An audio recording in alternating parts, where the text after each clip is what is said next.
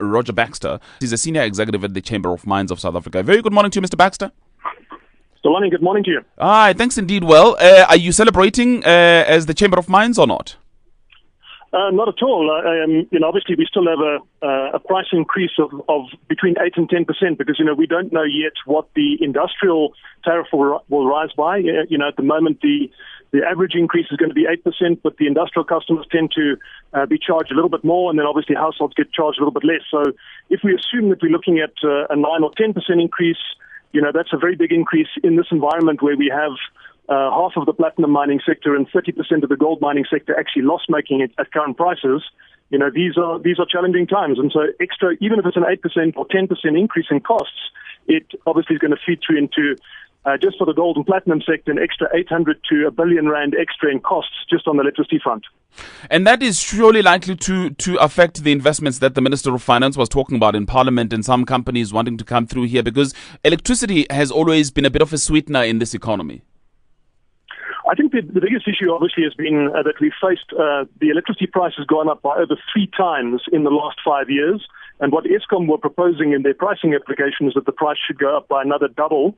So it would have, if you take the whole period, the price would have gone up by over 580% between 2007 and 2017, according to their calculations. And that would have been devastating for the economy. What's important here is the National Development Plan and the growth ambitions that the country has are being recognized in the NERSA price determination, where they're saying we need a price which is going to be competitive for the economy, which is going to provide enough for Eskom's needs and obviously for other electricity service providers. But the critical issue here is that we've got a price path which allows South Africa's electricity price to remain relatively competitive, and that's obviously a positive development.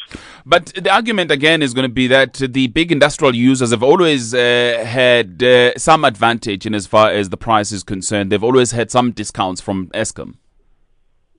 Delani, I think what's very important, obviously, if one looks at the big, large industrial customers, and you look at the detailed numbers, because we take the electricity off the network at a very high voltage, we do most of our own transforming of the high voltages down to lower voltages. We do most of our own reticulation on mine sites, on industrial user sites, etc.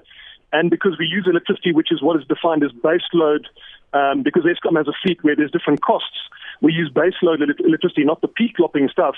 The actual electricity costs that are borne by Eskom in relation to the bigger users is slightly different to that of other users. For example, if someone's sitting out in the rural areas, it costs a heck of a lot to get the electricity out to those people. So in actual fact, the large industrial users have actually been subsidizing the rest of society. It's actually a misnomer that it's actually the other way around.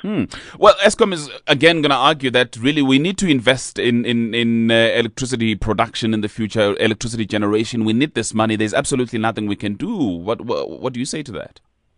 That's not true at all.